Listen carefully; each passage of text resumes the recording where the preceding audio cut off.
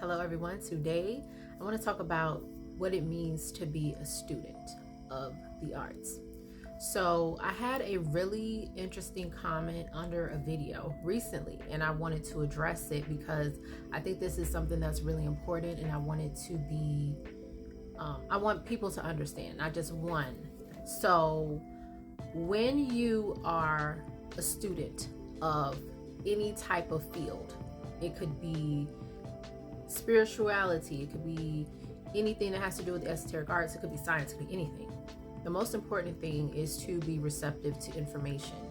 And the information doesn't always have to come from someone that looks like you or has the same lived experiences as you.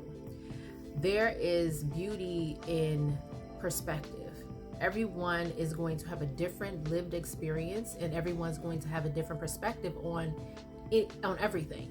And I think that it's important to remember that you are not always going to be a master in your field at all times, because there are times when you have to be a student.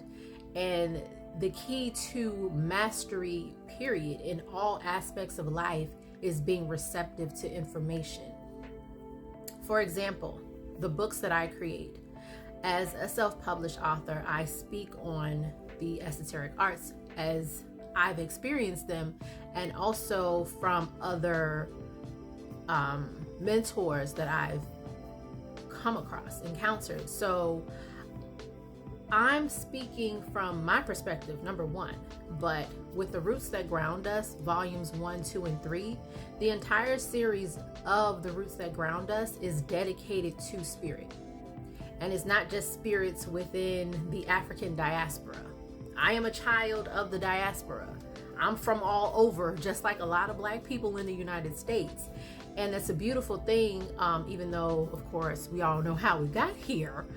But regardless of anything, there's beauty in perspective.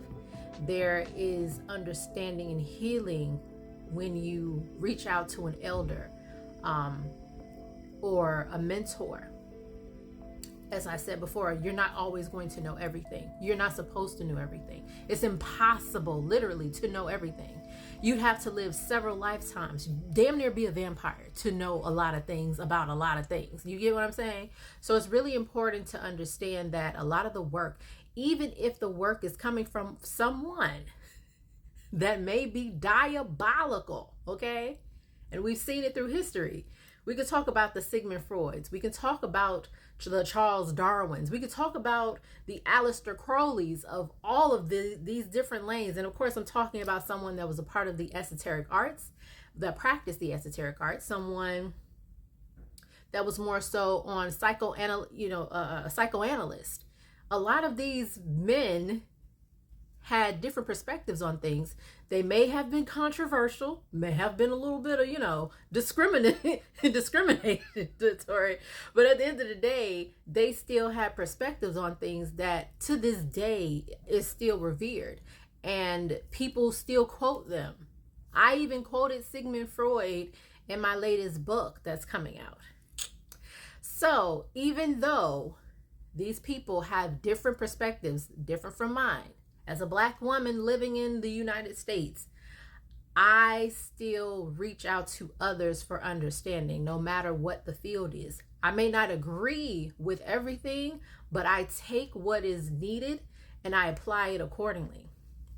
This is something that spans across not just being a part of, the spiritual community. This is anywhere. When you work at a job, you're not going to like your manager.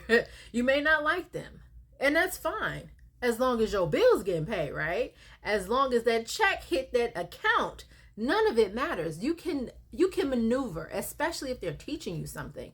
I had professors that I didn't necessarily agree with, but okay, like I enjoyed them because of the wisdom they imparted. So it's very important to always have an open mind and be receptive to wisdom.